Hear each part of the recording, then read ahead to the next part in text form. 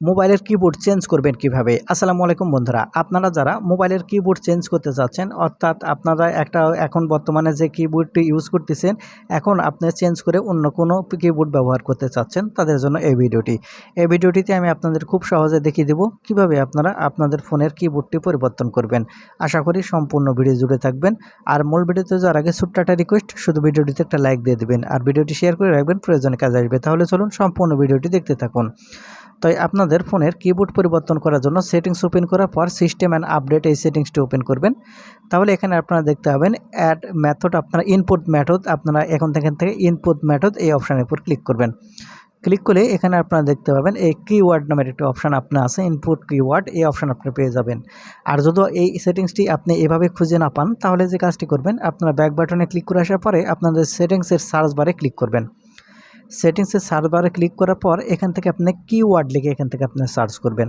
যখন কিওয়ার্ড লিখে সার্চ করবেন, তাহলে আগে আমি যেরকম দেখিয়ে দিলাম যে ইনপুট ল্যাঙ্গুয়েজ, যেটা যে দেখতে পাচ্ছেন, আর ইনপুট যে কিওয়ার্ড যে অপশানটি আগে আমি আপনাদের দেখালাম, সেই অপশানটিকে চলে আসবে। এখন এখান থেকে ইনপুট এই অপশানের উপর ক্লিক করবেন। ইনপুট এই অপশানের উপর ক্লিক করলে আপনাকে এরকম ইন্টারফেসে নিয়ে আসবে।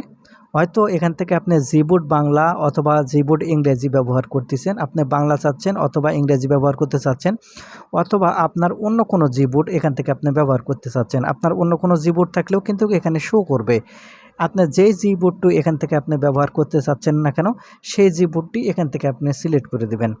যখন যেই জিবোর্ড আপনি এখান থেকে সিলেক্ট করে দেবেন, সেটা কিন্তু আপনার ফোনে সেটাই কিন্তু কাজ করবে, সেটাই সিলেক্ট হয়ে যাবে। দেখেন, আমার এখান থেকে আগে ইংলিশ জিবোর্ড ছিল, আমি এখন এখান থেকে বাংলাটি সিলেক্ট করে দিলাম, সেজন্য বাংলা চলে এসেছে। আর আপনার অন্য কোনো জিবোর্ড থেকে থাকলে, অন্য কোনো কিবোর্ড থেকে থাকলে, সেটা আপনি সিলেক্ট করে দিবেন, ঠিক সেটা এখান থেকে চলে আসবে। এখন যখন এটা চলে আসবে, এখান থেকে আপনাকে টাইপিং করার জন্য আপনি যে কাজটি করবেন, যে কোনো প্ল্যাটফর্ম ওপেন করবেন যেটাতে আপনি টাইপিং করতে চাচ্ছেন। আমি এখান থেকে হোয়াটসঅ্যাপটি ওপেন করে নিচ্ছি। এখন টাইপিং করার জন্য, এখন এখান থেকে বাংলায় টাইপিং করার জন্য দেখতে পাবেন, এখান থেকে আপনি একটা দেখতে পাবেন, এখান থেকে গোল একটা আইকন। আপনি এখন এখান থেকে এই গোল একটা আইকনের উপর ক্লিক করবেন। এখান থেকে কিন্তু আপনাদের ল্যাঙ্গুয়েজ এখান থেকে কিন্তু পরিবর্তন হয়। দেখেন, এখান থেকে আগে বাংলা ছিল, এখন ইংরেজি হয়েছে। আবার এখন যদি এখান থেকে আবারও ক্লিক করি, আবারও কিন্তু এখান থেকে ইংরেজি হয়ে যাচ্ছে। ঠিক এখান থেকে কিন্তু আপনারা পরিবর্তন করে নেবেন।